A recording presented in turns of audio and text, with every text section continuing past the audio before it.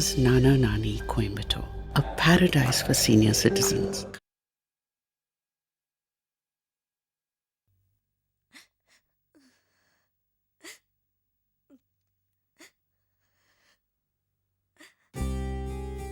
செல்லம், ஏன் எல்லாத்துக்கும் எமோஷனல் ஆகுற? சரி, வெறும் வயித்தோட இருக்காம ஏதாவது சாப்பிட்டு 2 ரெஸ்டல் எடுத்துக்கோ. நான் சாயந்தரம் வந்துடுறேன்டா, சீக்கிரம் வந்துடுறேன்.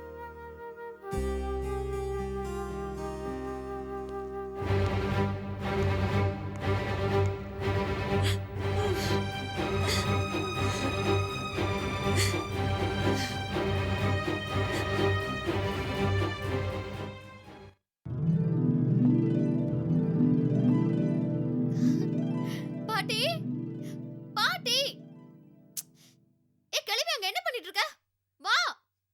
அடடடடடா, காப்பி குடிக்க விடுறியா? கொல்ல போற மாதிரி கத்திரியா என்ன? யோ, கொல்ல போல பாட்டி. அங்க பாருங்க, கொல்ல அழக. கூட நிறைய ரோஜா பூ.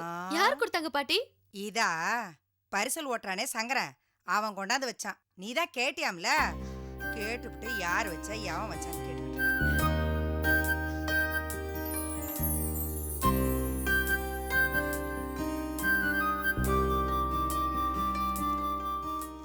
ஆண்டவனுடைய படைப்பின் நோக்கமே அவனுடைய படைப்புகள் யாருக்காவது உபயோகமாக இருக்க வேண்டும் என்பதுதான்.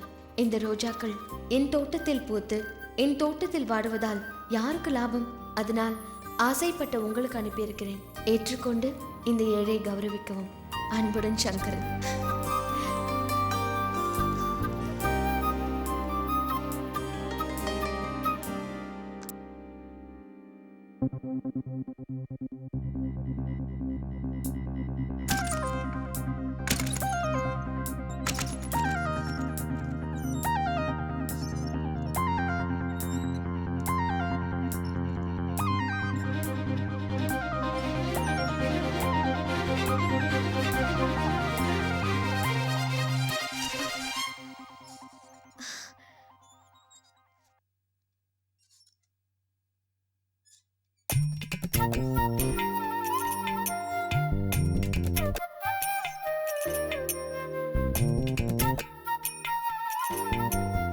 என்ன பாக்குற? நேத்து மணிக்கார் வீட்டுல நீ ஒரே ஒரு ரோஜா பூ பறிக்க போன. பறிக்க கூடாதுன்னு சொல்லிட்டாங்களாமே. நந்து தான் என்கிட்ட சொன்னா. அதான் பூக்கடை நடராஜன் கிட்ட சொல்லி பெங்களூர்ல இருந்து இந்த ரோசஸ் எல்லாம் வர வச்சேன். இந்தா. ரொம்ப நல்லா இருக்கு மாமா. Really beautiful. உன்னை பொறுத்த வரைக்கும் பியூட்டிஃபுல் ஓகே. என்னை பொறுத்த வரைக்கும் எவ்வளவு டியூட்டிஃபுல்லா பண்ணிருக்கேன் அது கவனிக்க மாட்டேங்கிறியே. தேங்க்யூ மாமா, தேங்க்யூ. இவ்வளோ கஷ்டப்பட்டிருக்கேன், வெறும் தேங்க்ஸ் மட்டும் தானா? ஹே மீனா, மீனா, மீனா நில மீனா. ஹே மீனா, மீனா, மீனா, எங்க போயிட்ட நீ? போன வாரம் அப்பாவோட நான் டவுனுக்கு போயிருந்தப்போ உங்களுக்குன்னு ஆசையா வாங்கினேன். இப்போ எதுக்கு நீ இதை என் கையில கட்டுற? பின்ன எனக்காக ரோஜாப்பூ வாங்கிட்டு வந்த கைக்கு நான் ஏதாவது கொடுக்க வேண்டாமா? பூ கொண்டு வந்த கைக்கு வெறும் ரிஸ்ட் வாட்சா கொடுப்பாங்க? வேற என்ன கொடுப்பாங்க? பூவை விட மென்மையா எது கொடுத்தாலும் ஓகே. Come on come on Meena.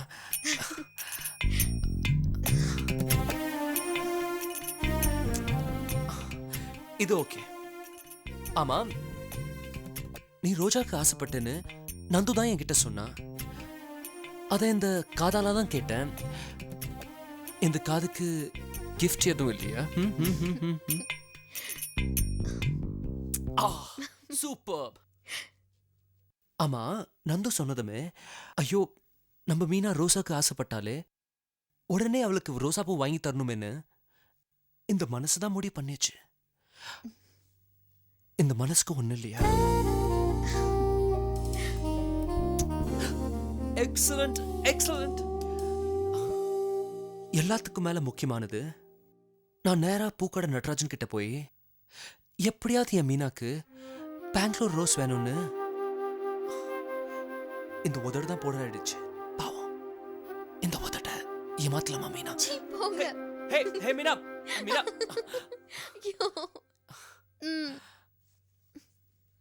தமாஷா இருக்கே. மூஞ்சி மூடிட்டா விட்டுருவேனா? போங்க. அதெல்லாம் கல்யாணத்துக்கு அப்புறம் தான். அது சரி. கையில காதுல மனசுல எல்லா கல்யாணத்துக்கு முன்னாடி கொடுப்ப. இது மட்டும் கல்யாணத்துக்கு அப்புறமாவா? மீனா, உன் ஜஸ்டிஃபிகேஷனே சரியா இல்லையே. ஒரே பார்ஷியாலிட்டியா இருக்கு. மாமா வேண்டாம் மாமா, ப்ளீஸ். வேண்டாம் மாமா, விடுங்க. உனக்கு வேண்டாம், வேண்டாம் எனக்கு மாமா. வேணுமே. நீ கொடுக்கலனா என்ன, நான் எடுத்துக்கிறேன். என் அருமை உதடே, இன்னும் கொஞ்ச நேரத்துல நீ ஆசைப்பட்டது கிடைக்க போகுது. ஐயோ அப்பா. ஹே மீனா, மீனா, மீனா. ஏய் மீனா, கதவு திற. மீனா, மாமா, மீனா. நல்லா ஏமாந்தீங்களா? யாரு? நான் ஏமாந்துட்டேனா? வேணா பாரு, ஒரு நாள் இல்லைன்னா ஒரு நாள் நீ தான் என்கிட்ட ஏமாற போற. வெ, வெ, வெ, வெ, வெ. உன்னை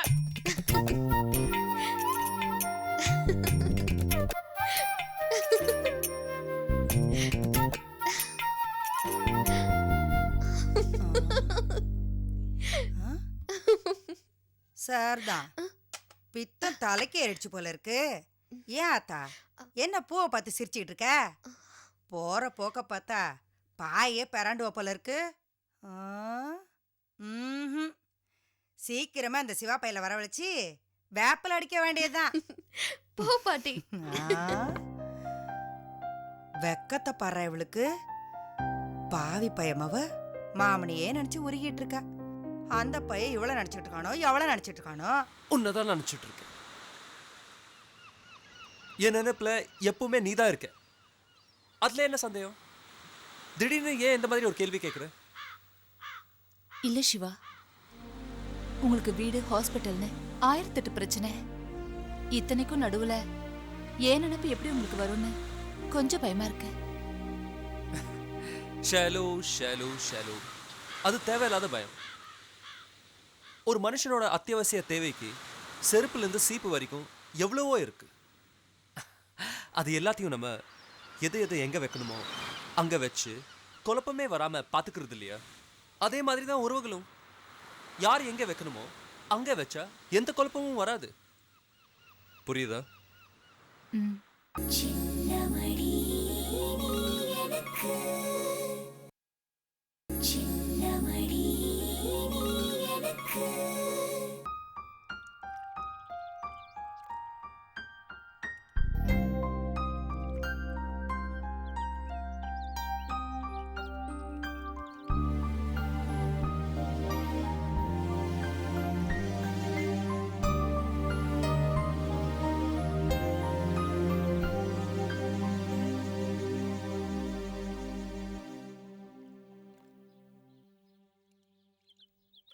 சாப்பிடவாம்மா?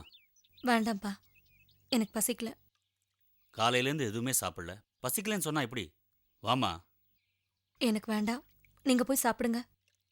சாப்பிடாம இருந்தா உடம்பு கெட்டு போயிடுமா?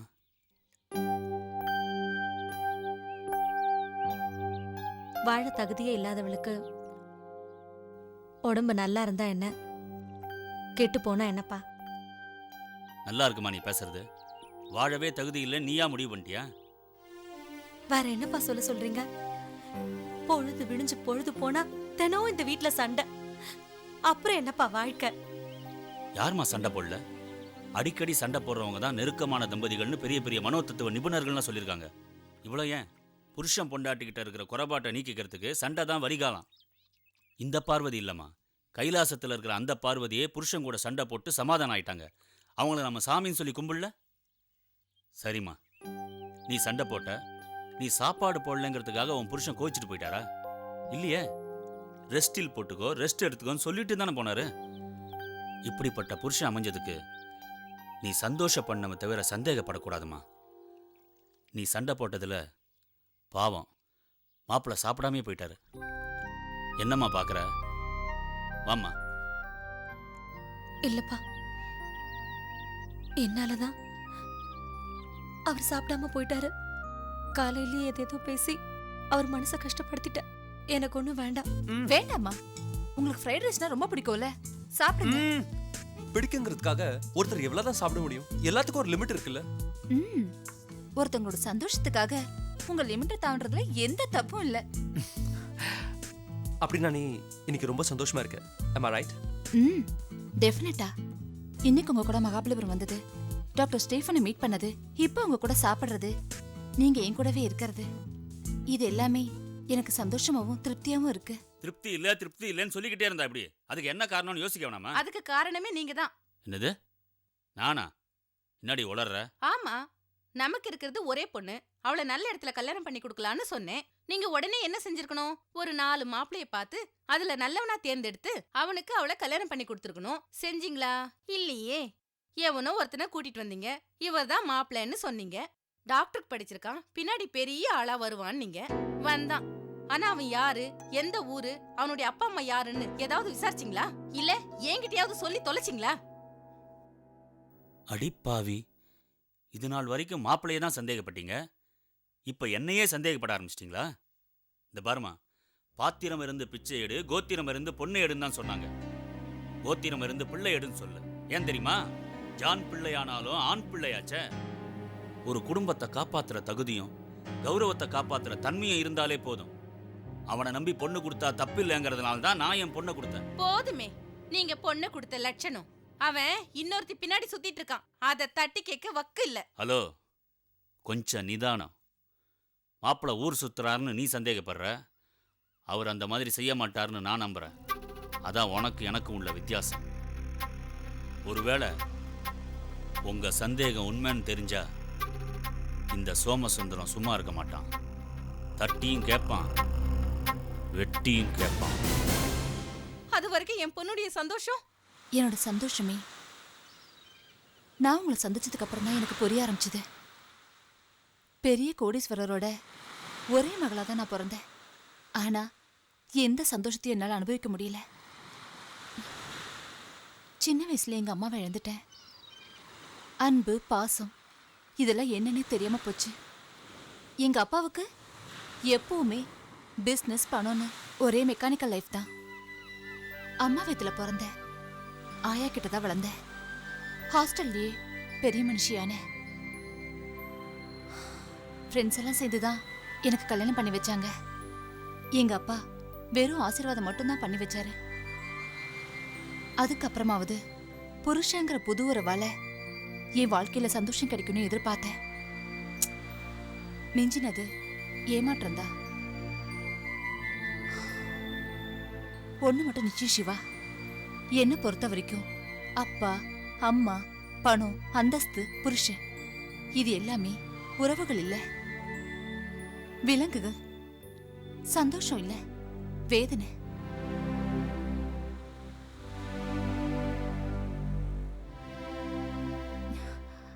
என்ன சிவா, நான் இவ்ளோ பேசிட்டு இருக்கேன், நீங்க எதுவுமே சொல்ல மாட்டேங்கிறீங்க. என்ன சொல்றேன்னே தெரியல. அதான் சரி, வா நடந்துக்கிட்டே பேசலாம்.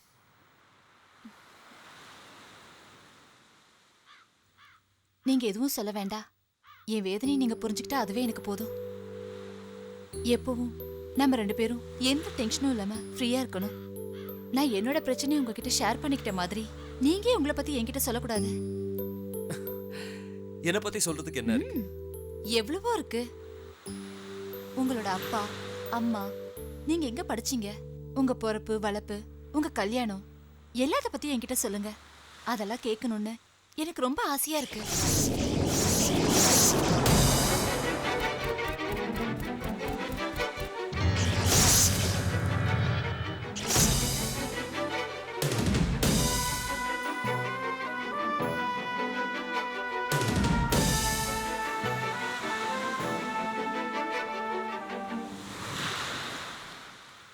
என்ன சிவா, ஒன்னும் பேச மாட்டேங்கிறீங்க? உங்களை பத்தி நான் தெரிஞ்சுக்கூடாதா? தெரிஞ்சுக்க கூடாத அளவுக்கு என் வாழ்க்கை ஒன்றும் சிதம்பர ரகசியம் இல்லை. தெரிஞ்சுக்கிட்டு தான் ஆகணுங்கிற அளவுக்கு பகவத்கீதையும் இல்லை. ஷைலோ, என் வாழ்க்கையில் நடந்த ஒவ்வொரு இன்சிடென்ட்டும் ஒரு ஆக்சிடென்ட், கேள்விக்குறி. அந்த கேள்விக்கெல்லாம் பதில் தெரியும் போது என் வாழ்க்கை பத்தி நானே உன்கிட்ட சொல்றேன். அது வரைக்கும் நான் எதுவும் சொல்ல முடியாத ஒரு சூழ்நிலையில இருக்கேன். I hope you understand. வா போலாம்.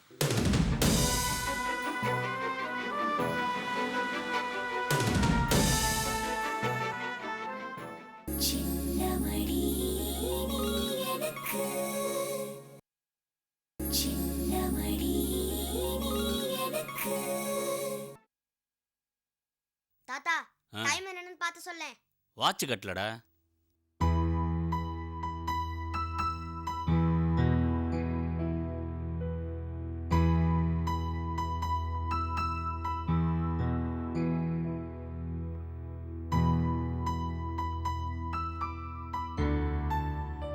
அப்பா காஃபி. தாத்தா டைம் என்னன்னு எங்கேயாவது பார்த்து சொல்லேன். 55:45 ஓகேவா? போட.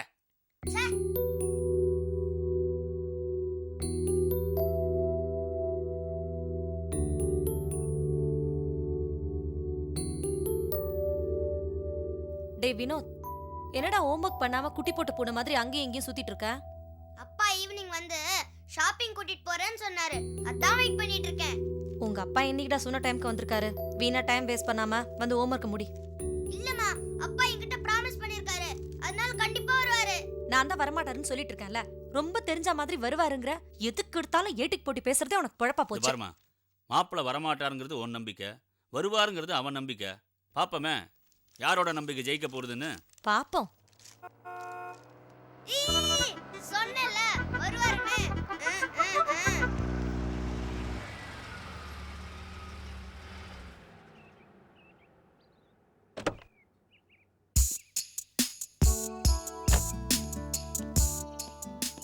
பாத்தீங்களா நான் கரெக்ட் டைமுக்கு. ஹே, என்ன நீ இன்னும் ரெடி ஆகலையா?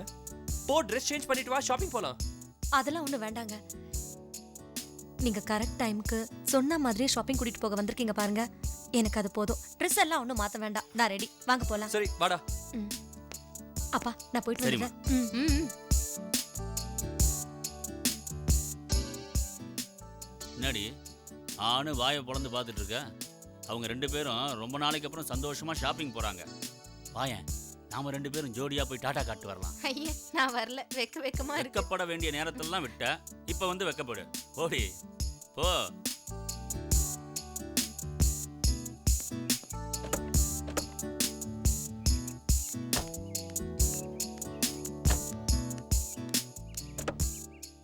வாச்சல உட்காரு. இன்னைக்கு நம்ம ரெஸ்டாரண்ட்லயே சாப்பிட்டுக்கலாம்.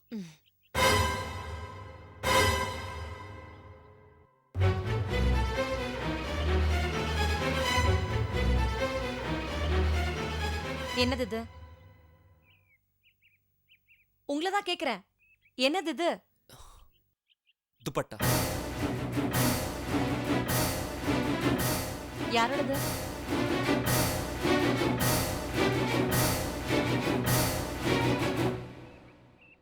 எனக்கு தெரியும். அந்த ஷைலஜாவோட தானே?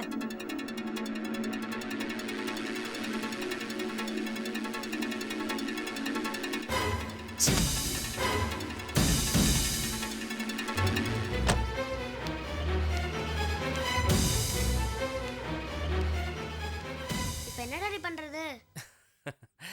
என்ன பண்றது? வழக்கம் போல சைலஜா துப்பட்டா விட்டு போயிட்டா. வழக்கம் போல உன் அம்மா கோச்சிக்கிட்டு போயிட்டாங்க. நம்ம வழக்கம் போல ஷாப்பிங் போலாம்.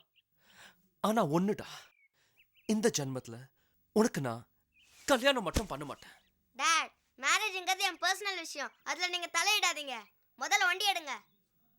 ஓகே பாஸ், வாங்க.